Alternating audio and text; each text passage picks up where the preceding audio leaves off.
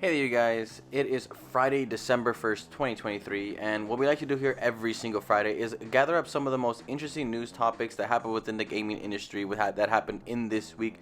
At least things that I find interesting, and I like to share them with you in hopes that you find them interesting as well.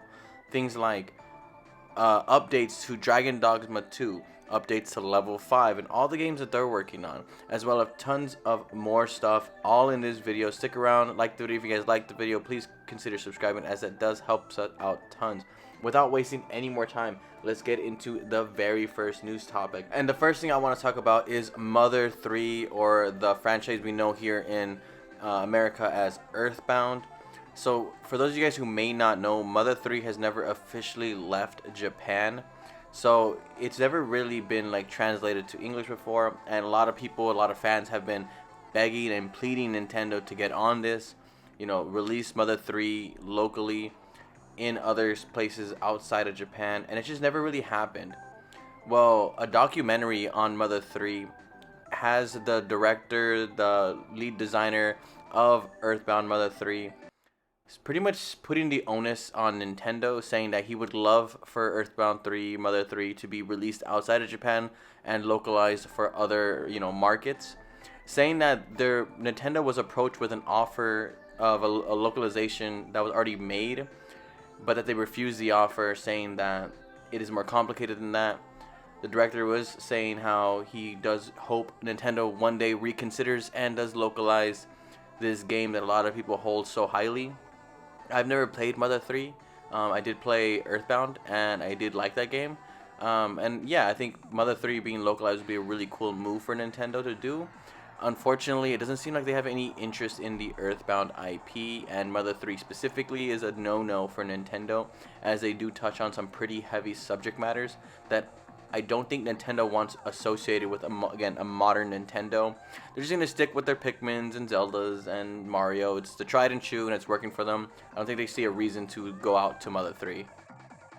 So our PlayStation Plus December games have been announced. You are getting 2K Drive, you are getting Power Wash Simulator, as well as a game called Sable. Now, I don't know much about these games. I know there was a lot of hype about 2K Drive prior to release. Unfortunately, it doesn't seem to really hit the mark as well as a lot of fans wanted to. Power Wash Simulator is a game I hear tons about, and tons of people love it, so I'm curious to check it out. And it is really the only game that caught my eye, and I have no idea what Sable is. But if you guys are interested in this game and you guys are subscribed to PlayStation Plus, you guys would be able to play these games starting December 5th. So definitely check them out if you guys are interested. Bungie has been the enemy of most PlayStation fans lately, pretty much since like the year started. They did a lot of things, from like supposedly scrapping some live service games that PlayStation was working on, as well as delaying some. They terminated tons of their staff, as well as they just haven't really been delivering on Destiny the way a lot of people and a lot of Destiny fans really wanted them to. Well, Destiny 2, the final shape, the long-awaited closure to this, years old story that's been going on for forever, has been officially delayed to June 2024. The original release date was February 2024, and it did get pushed back again to June. So that is good, bad, maybe. I don't know how much Destiny fans are really hyped about this, as it does seem like a lot of people are very mad with Bungie right now. With that being said, I'm kind of curious to see what the shakeup is going to be when the final shape drops. Those long Destiny 2 players who've been playing since the beginning finally get their payoff, hopefully, and finally get to see closure to this story that they've been, so invested in for so long. So hopefully the delay works out, and hopefully the delay proves to be worth it in the long run, as I think there is a lot of pressure on Bungie to really deliver on an amazing ending to this, years old story at this point. Resident Evil 4 Remake was an amazing game that released earlier this year, and the PlayStation VR 2 mode for Resident Evil 4 has been hotly anticipated for quite a while, pretty much since the release of this game. And it is officially dated to releasing December 8th, as well as having a demo available on the same day. So I know a lot of people have been long awaiting this VR, game to release, this VR mode for Resident Evil 4. I don't really play VR, but as someone who's playing Resident Evil 4 currently, it is an amazing game still. It still holds up, and the remake is phenomenal. So I can't wait to see what the fans really speak on of the VR, as I know a lot of the Resident Evil VR is touted to be some of the best VR experiences in the VR gaming space right now. So yeah, again, if you guys are interested in it, December 8th will be the release date for that. Xbox has been the highest and the lowest gaming company, I think, this year, as their highs have been so freaking high and their lows have been so freaking low. And this next one is, I think, a controversial statement. The CFO of Xbox has came out and said in a press article saying that he wants Xbox Game Pass everywhere with a screen, whether it be Nintendo, whether it be PC, or yes, even the PlayStation. Anything that can hook up to a screen, they want Game Pass on. And this had led a lot of controversy of people talking about pretty much saying, is Xbox going third party? Are they hinting at the fact that they want to get out of the console space? I'm not going to touch too much on it in this video, as I do have a separate video, specifically on this topic. But pretty much the gist is, Xbox Game Pass has been shown to be pretty much everywhere at this point, from Samsung TVs to to PC to gaming, tablets, stuff like that. So I don't think this is too far off from what I think Xbox does truly want. Phil Spencer has said multiple times that they are no longer competing with Nintendo and PlayStation in the console space. It's why they don't share console sales. It's why they really only focus on Game Pass subscribers. So yes, Game Pass is the future for Xbox, and that's just kind of like what I think we all gotta get used to. I think we're not used to that right now, but I think overall it is something that's gonna pay out in the long run for Xbox, hopefully. And if not, yeah, they still have the console they can always go back to and try to redo a more traditional style of gaming. What is amazing news for Xbox is they have shared the fact that they will be having a big presence at this year's Game Awards. Now, this isn't new for Xbox, as they revealed the Xbox Series S and X at the Game Awards back in 2019. So this isn't something out of the ordinary for Xbox. Phil Spencer and Jeff Keighley have a very close working relationship, and we've seen that multiple times in the past. And this is going to be really cool to see that, yeah, they are going to have a presence, as last year there was zero Xbox representation at all throughout the show. What is even more exciting is the fact that a couple of their games that haven't really been set with release dates yet have had ESRB ratings not ESRB ratings, but have been rated in Australia by the Australian Rating Board. Games like South by Midnight, Clockwork Revolution, games that I'm honestly very, very excited for. So to see that they got rated means that they're probably coming close with the release date, which means we probably should see these games being showcased at the Game Awards. And these are games that, again, I'm very hyped for, because these are one of the most interesting titles that I saw at their last showcase. And again, hopefully they can deliver on some amazing games in 2024, and hopefully at the Game Awards we get a glimpse as to what they're working on for 2024.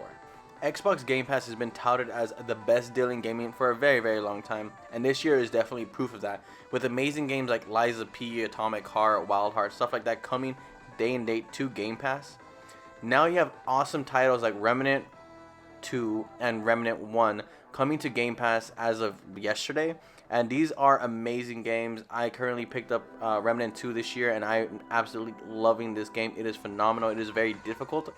If you guys have Game Pass, I implore you, you have to try Remnant, especially Remnant 2, because the game is just amazing. It is like a looter shooter / Souls game with really, really cool randomizer setup. It is an awesome game, and it is super addictive. And again, definitely check it out if you guys have Game Pass. Video game TV shows and movie adaptations have been getting higher and higher in quality, as well as higher in anticipation. I think this really started back a while back with the Sonic movie, and has peaked with the Super Mario Bros. Movie that released earlier this year.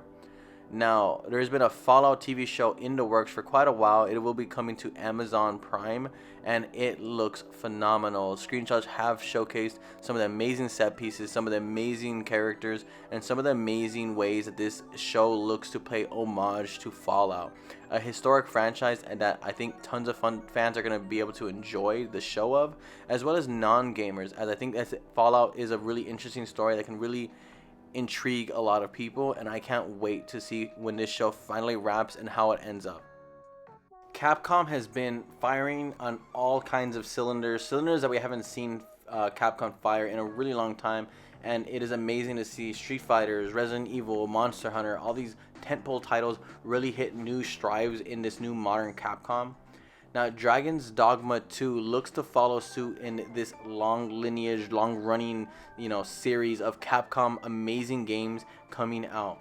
Dragon's Dogma 2 got a showcase this week. It was an amazing showcase that showcased, what makes Dragon Dogma so unique in the video game landscape.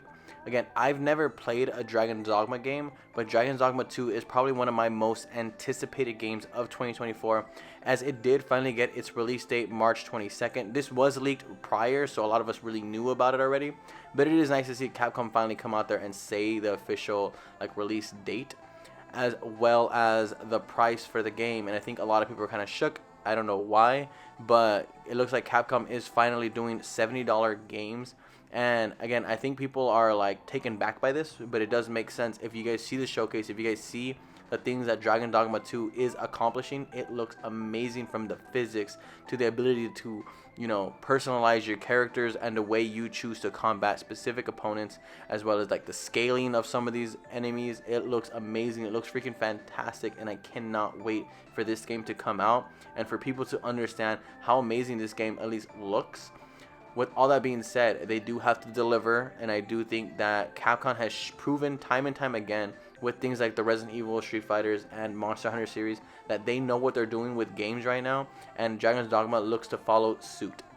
The Sonic movie franchise has really been one of the movie video game adaptations that really took it to new heights, with Sonic and Sonic 2 being amazing adaptations of this iconic character. Sonic 3 got some screenshots showcasing Shadow. Shadow the Hedgehog was, if you guys haven't seen the Sonic 2 movie, he was showcased at the very end of the movie as a post-end credit scene. And I personally am very, very excited to see what they can do with an amazing character like Shadow. He is one of my favorites, as I grew up in the Sonic Adventure era of Sonic. And I'm very excited. Again, I'm just very excited to see what they can do with a character like Shadow. Level 5 earlier this year had a showcase showcasing tons of amazing games that they're working on and that they plan to release in 2023. Now, none of these games actually ended up releasing in 2023, as they did hold another showcase pretty much updating us on games like Professor Layton, games like Decaplease, games like Fantasy Life. And I'm a pretty big fan of Level 5 from when they make Dark Clouds and Kunis and stuff like that. Games that I'm a big fan of, so I am a supporter of Level 5 products, and I am excited to see games like Decaplease and Professor Layton finally release. It does look like it's going to be a lot longer than they originally anticipated, so I just hope everything's okay with Level 5, as they have struggled to break out of Japan for a while now, and I'm hoping with the success of tons of IPs from Japan, as well as the success of things like the Nintendo Switch, I'm hoping Level 5 can find a new place in modern gaming where they could stand out, because they are a very creative and unique team.